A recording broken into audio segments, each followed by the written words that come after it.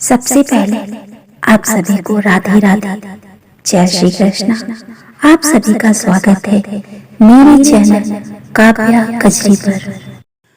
पद्म पुराण में माघ मास के महात्म का वर्णन करते हुए कहा गया है कि पूजा करने से भी भगवान श्री हरि को उतनी प्रसन्नता नहीं होती जितनी कि माघ महीने में स्नान मात्र से होती है।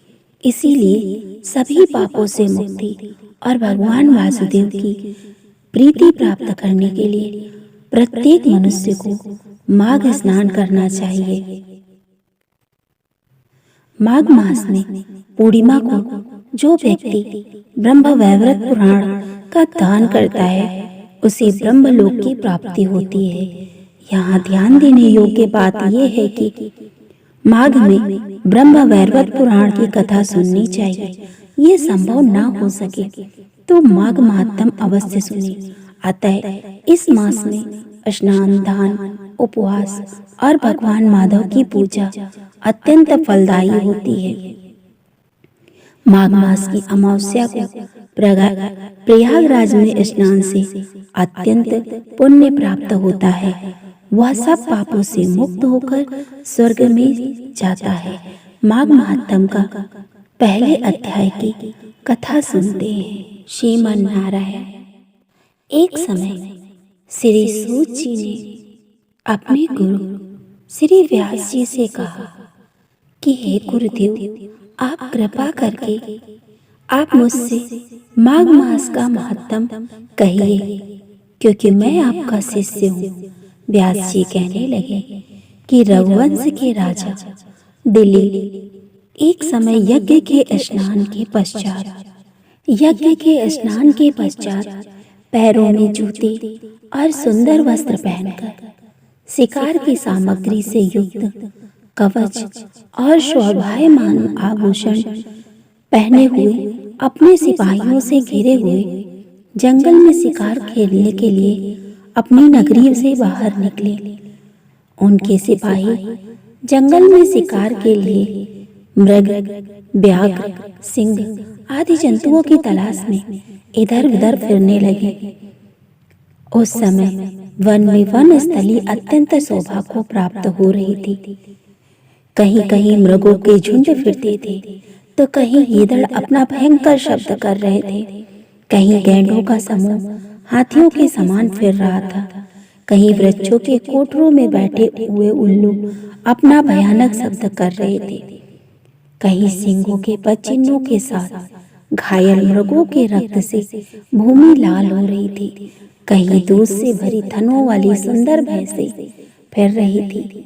कहीं पर सुगंधित पुष्प, हरी भरी लताएं वन को शोभा बढ़ा रही थी। कहीं बड़े बड़े पेड़ खड़े थे तो कहीं पर उन पेड़ों पर बड़े बड़े अजगर और उनकी कुचैलियां भी पड़ी हुई थी। उसी समय राजा के सिपाहियों के बाजे की आवाज सुनकर एक मृग वन में निकलकर भागने लगा और बड़ी बड़ी चौकड़ियां भरता हुआ आगे बढ़ा। राजा ने उसके पीछे वन में प्रवेश किया, परंतु दूर जाकर मृग राजा की दृष्टि से ओझल होकर निकल गया।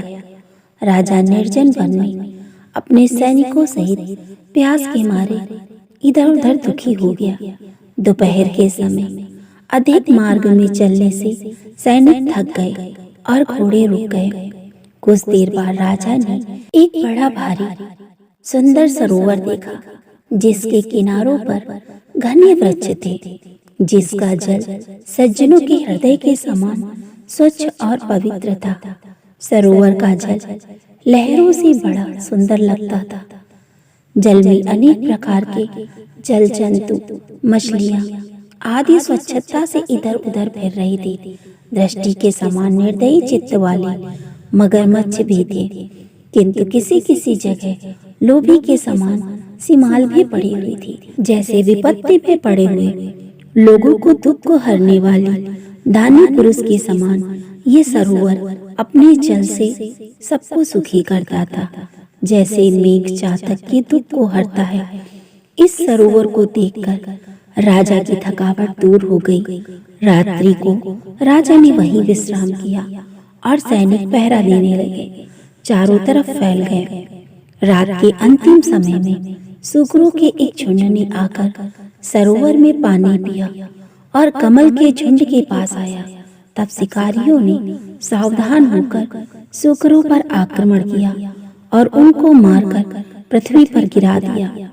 उसी समय सब शिकारी कोलाहल करते हुए बड़ी प्रसन्नता के साथ राजा के पास गए और राजा प्रभात हुआ देखकर उनके साथ ही अपनी नगर की ओर चल पड़े, जिसका शरीर तपस्या और नियमों के कारण बिल्कुल सूख गया था, जो मृगछाला और वल्कल पहने हुए था और नख, रोम तथा केश धारण किए हुए थे।